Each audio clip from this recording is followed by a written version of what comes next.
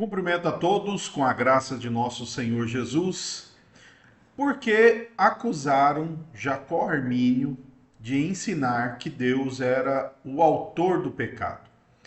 Embora hoje é muito comum ouvir esse tipo de acusação lançada contra os calvinistas, especialmente por causa ou da doutrina do decreto ou da doutrina da providência, mas o fato é que, uma vez compreendido, pelo menos da maneira mais próxima possível, que a Escritura ensina que Deus tem o domínio sobre todas as coisas, alguns avançam numa conclusão errônea de que Deus estaria, então, colocando no coração do ser humano, do diabo, etc., a maldade e o pecado. E assim Deus seria o autor do pecado, né? E Jacó Armínio, ele sentiu isso na pele. E eu vou mostrar aqui para vocês hoje, em uma de suas obras, quando ele vai explicar sobre a doutrina da providência. E a explicação de Armínio, apesar de não ser totalmente calvinista, ela é basicamente muito próximo do que o calvinismo ensina sobre a providência. É óbvio, com alguns detalhes quando vão aplicar isso no ensino da salvação, ainda assim, a visão da providência, conforme a Escritura ensina, né? A Bíblia inteira ensina a doutrina da providência e do domínio de Deus, isso daí ou você nega a Escritura ou você assume isso. Esta é a verdade. A Escritura atribui a Deus o domínio da chuva, da alimentação de animais, da vida do ser humano, do crescimento da vegetação, da ordem dos astros, da vida, do comportamento. A Bíblia atribui isso a Deus. Então, ou você fica com a Escritura e aceita isso, ou você abandona a Escritura e se condene eternamente por isso. Mas, quando Armínio aborda essa questão da providência, ele então, obviamente, vai desagradar muitos e desagradar até mesmo hoje os livre-arbitrianistas, que são predominantes hoje, né? Embora eles se chamam de arminianos, de pelagianos, de wesleyanos, de pentecostais, etc. Mas o que esse pessoal quer é a exaltação do livre-arbítrio. Então veja só o que Jacó Armínio escreveu. Escute só, é um texto longo, mas eu preciso ler aqui, você precisa ouvir com atenção. Daqui a pouco eu coloco aí a página na tela aí para você dar uma olhada, tá? Então começa Armínio aqui no volume 1 de suas obras, página 230. Abre aspas. Diz ele: considero a providência divina como aquela solicitude continuada e universalmente presente, inspeção e supervisão de Deus, segundo a qual ele exerce um cuidado geral sobre todo o mundo, mas evidencia uma preocupação particular em todas as suas criaturas aí inteligentes, sem qualquer exceção, com o objetivo de preservá-las e regê-las em sua própria essência, qualidades, ações e paixões, de uma forma que é ao mesmo tempo digna de si mesmo e adequada para eles, para o louvor do seu nome e para a salvação dos crentes. Olha só. Continua. Nessa definição da providência divina, de forma alguma eu privaria qualquer partícula dessas propriedades que concordam com ela ou que lhe pertencem, né? Porque ele fez uma citação aqui de alguém anteriormente. Mas declaro que ela preserva, olha só, ele usa palavras que também são usados pelos reformados e aparecem em confissões reformadas, né? Ele diz, ó, continuando, ela, né, a providência, preserva, regula, governa e dirige todas as coisas e que nada no mundo acontece por sorte ou por acaso.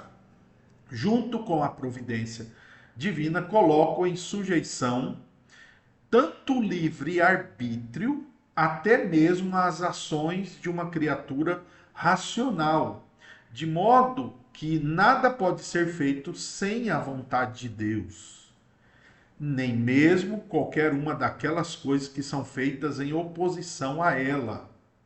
Entretanto, devemos observar uma distinção entre boas e más ações, ressaltando que, abre aspas, ele aqui dentro do texto, Deus deseja e realiza boas ações, mas que aquelas são más, ele apenas permite livremente. Indo ainda mais longe que isso, eu muito prontamente concordaria que até mesmo todas as ações de qualquer natureza a respeito do mal, que podem eventualmente ser reais ou inventadas, podem ser atribuídas à providência divina, devendo ser empregada apenas uma cláusula, abre aspas, para não se concluir, a partir desta concessão, que Deus é o causador do pecado, fecha aspas, dentro do texto.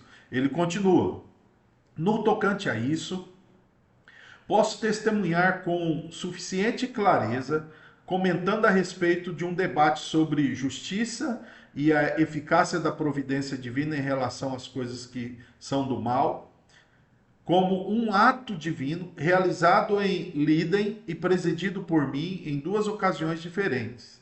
Nessa disputa, me esforcei para atribuir a Deus quaisquer decisões relativas ao pecado que poderiam pertencer a ele, como com base nas Escrituras, e continuei no cumprimento da minha análise, esforçando-me para fazer com que algumas pessoas pensassem de forma adequada sobre esse assunto, para não me acusarem de ter transformado Deus no autor do pecado.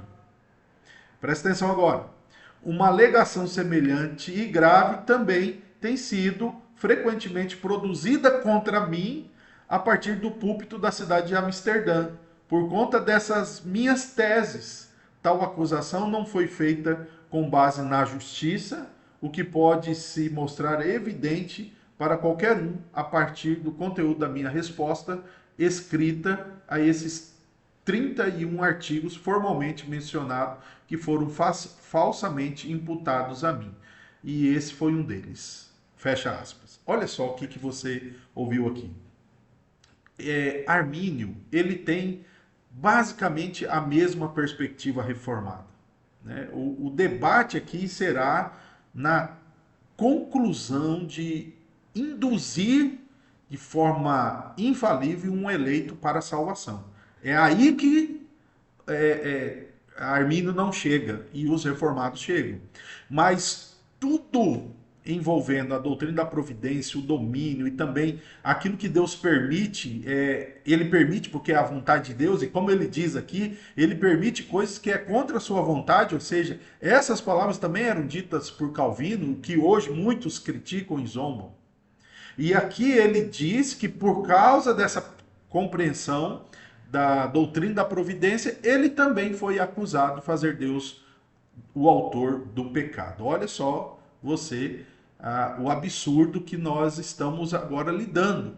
O que muitos acusam os calvinistas e muitos arminianos, na verdade esse termo não pode existir mais, né? São os livre-arbitrianos, né? Porque de arminianismo eles possuem pouco, e você pode observar aqui que eles também fazem a mesma acusação que fizeram contra Jacó Armínio por causa da doutrina do domínio absoluto de Deus. Então eu vou mostrar aqui a página. Eu peço para você que dê um pause, tá? Leia tudo que eu li, porque você tornando a ler, você vai observar como a visão dele está mais próxima da Escritura, como está a visão calvinista e, portanto, a visão humanista, teísta aberta, livre-arbitrianista, e está totalmente destruída pelas Escrituras Sagradas. Então, observe aí na página 230, né? Deixa eu deixar aqui, né? Página 230, você pode dar um pause, vou subir um pouco mais aí também, para você depois ler, tá? Então, está aí doutrina, né, da providência, sobre a providência, tá bom? Então, se você tiver esse volume, está aqui. Portanto, Jacó Armínio também lidou com caluniadores, certo? Talvez aqui vindo até mesmo de reformados que queriam, né, no fervor do debate, trazer caricaturas, e isso a gente infelizmente sabe que acontece por parte de vários, na ânsia de criticar e de refutar oponentes, apresenta um exagero ou uma caricatura para fazer com que a pessoa se ocupe para desmontar essa falsa acusação, e aí ele não tem, talvez, melhor condições de explicar a sua posição. É mais ou menos o que estamos ouvindo hoje, novamente, acusando o calvinismo de gnóstico, de maniqueísta, de fatalista, de pagão, né? Tudo aquilo que a gente sempre ouviu das seitas, né? Que a doutrina da Trindade, imortalidade da alma e outras doutrinas cristãs, e até mesmo de ateus acusando o cristianismo de trazer para o contexto cristão doutrinas pagãs, quando nós sabemos que os ensinos estão aqui.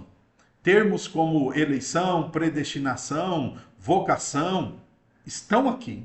Se intérpretes, se seitas interpretaram de forma certa ou errada, isso não vem ao caso.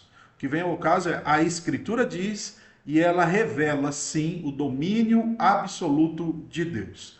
Então, a própria Escritura estabelece aquilo que devemos entender. Então, eu espero que, lendo isso aqui, possa ajudar você a perceber como que muitos hoje fazem ou lançam acusações sobre os reformados sem terem nenhum pudor mínimo, né? Porque as nossas confissões, os nossos documentos, e olha que não é apenas um, né? A confissão belga, a confissão de Westminster, os cânones de Dort e outros, o próprio Calvino e outros negam de forma frontal, veemente, que Deus é o autor do pecado, mas esse povo livre e arbitriano continua insistindo nessa acusação. Então está aí esse esclarecimento, que Deus te ilumine, que Deus te abençoe na verdade.